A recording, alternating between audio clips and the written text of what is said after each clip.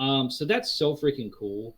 And yeah, this is the one that I think should be in instead of multiverses.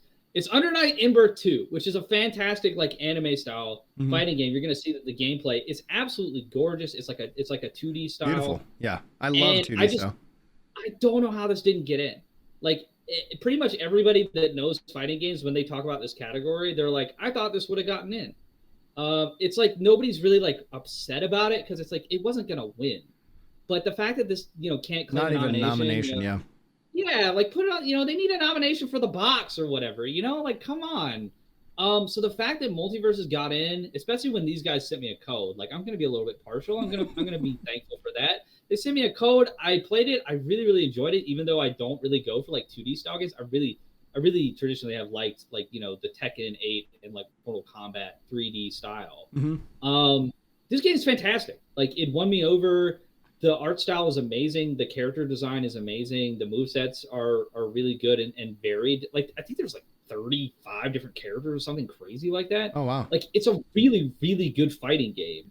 And the fact that Multiverse got on there just because like people like have heard of it and think it's the same game. I'm sure you thought it was the same game it was in 2022. It's not. They made it a lot worse. I didn't remember that they won in 2022. I was like, oh yeah, I had a great time with it. I would absolutely vote for it. I've heard a lot of good things about the Dragon Ball series, but it's like fighting games were my bread and butter with RPGs as a kid, and then as like we got older, I think they just ended up moving more into shooters and RPGs. So those are just kind of the two primary genres that I play, but I still have a deep love for fighting games. This gives me some Guilty Gear style vibes for sure, and it's like you're absolutely right. The art style and everything looks absolutely smashing. It's very really good game. And it deserved to be nominated. And yeah, Multiverses, get it out of here. The fact that it already won should make it ineligible. Yeah, anyway. I agree now. Like it's an easy change to the vote. I didn't have a lot that was like invested in this category, and I was like, oh yeah, Multiverses. They relaunched it this year, or like we were gushing over it. It was early access though. That's tail end of 2022. Oh, dude, it was so good. I had such a good time with it. It was. I really liked it.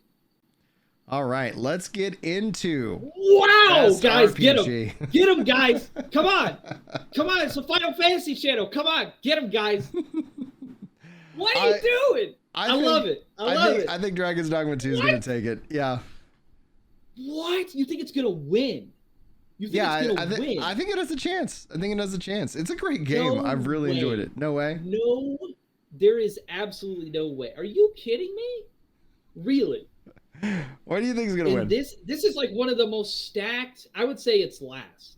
On this list. See, all of these games are great, except for I haven't played Like a Dragon, and I haven't played Rebirth, so I didn't feel like I could vote for Rebirth because I haven't played it yet, and I haven't played Shadow of the Erdtree yet.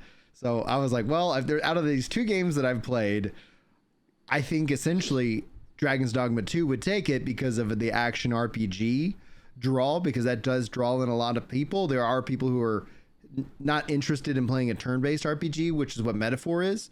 But yeah, like that's where I was like, what do I think is going to win? I think it's going to be Dragon's Dogma 2. But, 7 Rebirth is also a part of the Game of the Year category as well. Yeah. So I guess like Metaphor.